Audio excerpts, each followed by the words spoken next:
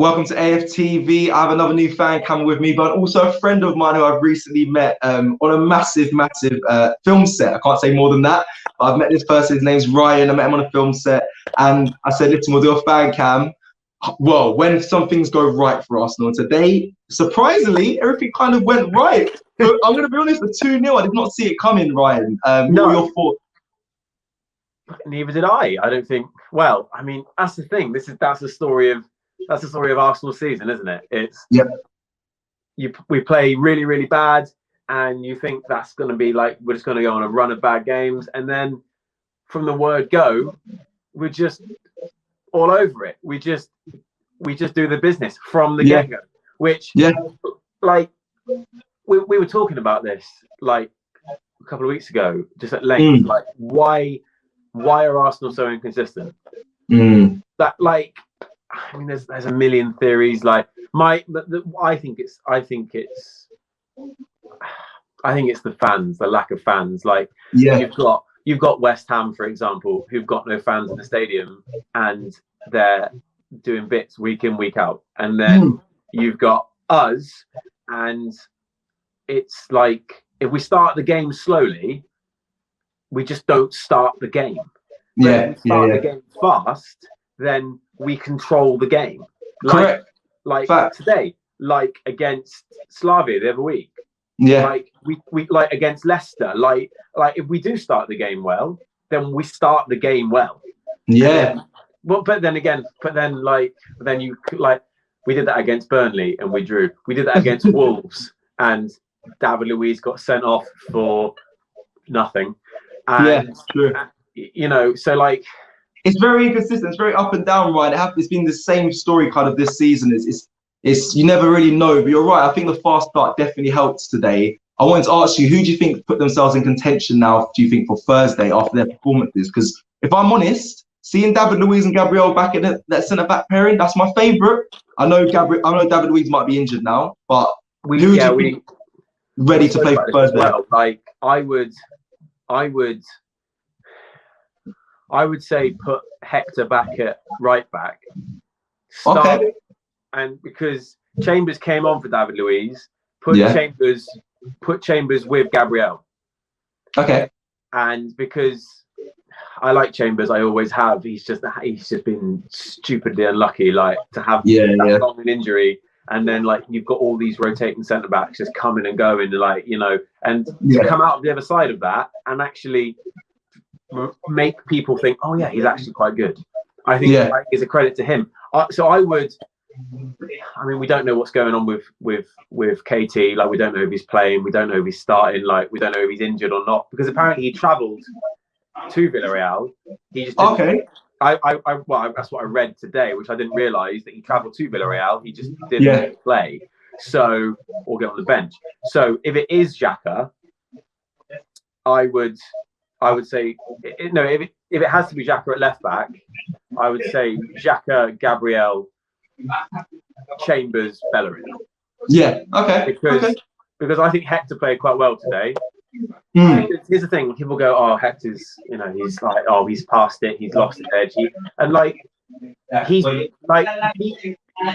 like, when Arsenal have played really well this season, and he's been really good. But when he's played and we played really bad, he's been really bad. So he's sort of like, he's gone with the team. His performances have matched what we're doing. So if we're playing well, he will play well, because he is still really, like, he is, in my opinion, he's still quality. I've never doubted his actual quality. And then you said you'll keep Xhaka there at left back, because to me he didn't do too bad today, especially against St. Maximin. There was a time where St. Maximin flicked over his head, and I was like, oh, and then he did that silly yellow card. But apart from that, we got a clean sheet. You got to give it to the back line. They've done their job at the end of the day. That was. We all know this, being Arsenal fans. This is the first time in a while I've actually watched Arsenal and the other team have attacked and thought, "Yeah, we're all right. We'll be fine." Like usually, and Newcastle had their strongest attacking lineup today. Yeah, true.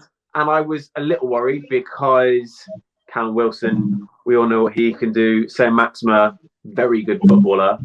Yeah. Joelinton on his day can be a very good footballer as well. Romney came on. You know, I was a bit worried that they were going to have a few, but we kind of nullified them and we didn't look panicked. Agreed. Which for us is a big deal. It's a big deal because like Arsenal can win 2-0, but you're sat there the whole game like,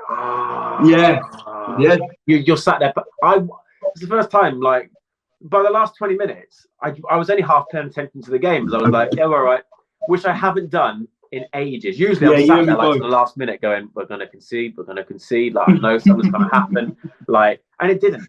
So I think Chambers is someone who brings that, to be honest, because I think he's got a calmness to him, which I quite like. Actually, they all like. I don't know what. I think Mari has that as well in him. I think Mari definitely has that. He has the calmness and makes you feel assured. Yeah, but, I like it when he plays. Agreed. Well, quickly I'm going to quickly move forward quickly, or just speak about Aubameyang. Ryan, obviously, he got his goal. We got an assist as well. We're happy to see that. Do you expect him to start on Thursday against Villarreal? He's got to. Yeah. He's, like I would do what we did today. Have Ober up front, Martinelli on the left, Odegaard or Smith Rowe behind, depending, and then Saka. Okay. Personally, or if we've got all of them, have Saka at left back for one game. If we're gonna have to like put our best players on, have Saka at left back and put Granit back in the middle. Because like if we have Xhaka and Partey in the middle, I think it's a completely different game.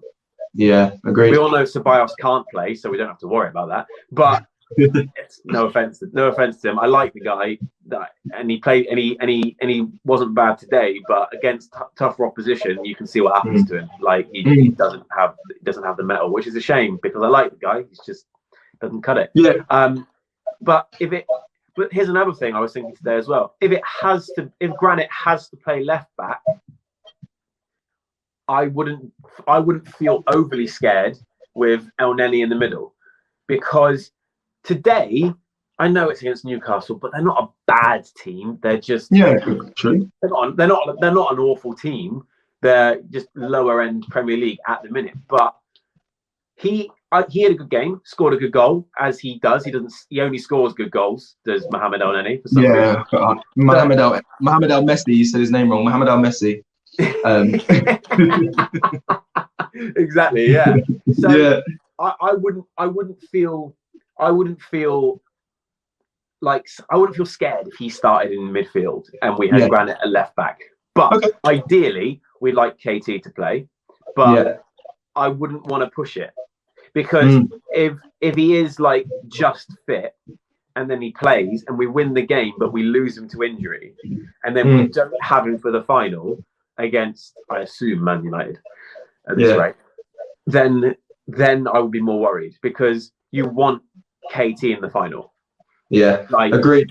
So I would say it seems like I put Saka at left wing back, have Martinelli in front of him, and then the right put Pepe on, have Ober up front, and have Odegaard or Smith Rowe, and we've got that option there. Yeah, Ryan, that sounds. Listen, that's a strong attacking front four, and then having Saka there is a good option. I think that's something he could go with. Quickly, you never know. That's the thing. Yeah, with Arteta, we could play false nine again. I mean, right.